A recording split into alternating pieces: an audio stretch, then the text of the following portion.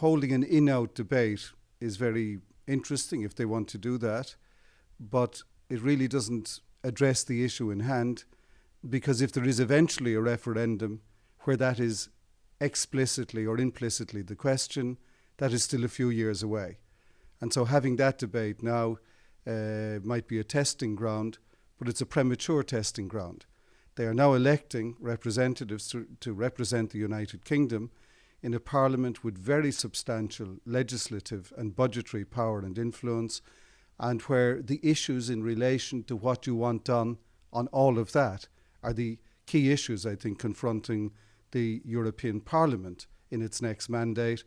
And then after that, the United Kingdom to decide or not to hold a referendum in the period of the life of an ex-government. I think it is clear if we look at the trend in national elections, and then if we aggregate those trends into a European election, that there will be more members in the next Parliament who will be anti-European or Eurosceptic, or other members who will not necessarily be anti-European, but will be raising nonetheless many objections to the current state of the Union.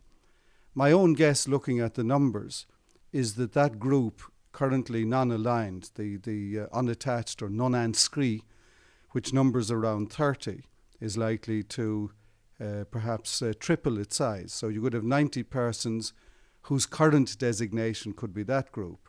And within that number, there may be the possibility to establish one or possibly two other groups of a radical nature, of a sceptical nature, depending on whether they can find the numbers and the consensus to do that. If that group grows in that degree, it squeezes the middle of the Parliament. It squeezes those groups that are, if I might say, naturally pro-European without becoming very specific on detail. That would be the EPP, the S&D group, the ALDE group and the Green group. And of course within those groups you have two tendencies. You have those whose tendency is more towards what I might call intergovernmentalism, and those whose tendency is more towards federalism as solutions to European problems.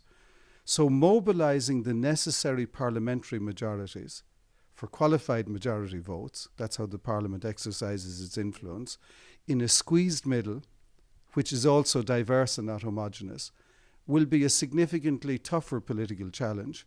How might the next Parliament look? Well, I think the answer to that depends on numbers, because politicians, when they build coalitions or make a political accord, can be numbers driven.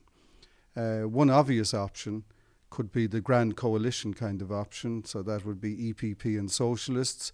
Between them, they ought to have more than 400 deputies, considerably above that, and out of the total in the Parliament, that is a significant number. But how coherent will that be always when it comes to voting legislation and so on? That's a thing that I wouldn't like to second guess. There's a second broad alternative which could happen, which is to say the Socialists and Democrats, the Gauche Unitaire Européen, who are certainly fighting a much tougher campaign on austerity and so on, but who typically in the European Parliament have been a player.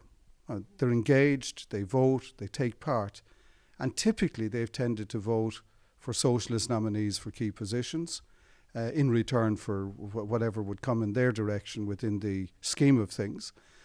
And this then brings you back a little bit. What would the Greens do? Typically they've gone with the Socialists. And what might the Liberals do? Even if the Liberals come back with less numbers, on current predictions they're still likely to be the third group. So it seems to me the two broad options you could get would be a grand coalition, or alternatively, to use a phrase that has been used in the past, a progressive alliance or progressive majority. And it's too soon to call. These will be numbers sensitive. The first big choice in constitutive terms that the Parliament will need to make and to give us an indication is how does it choose to vote for its own president, and who does it choose to vote for from which group. Once we have that signal, we can begin to read the construction on the Commission presidency and how it might go.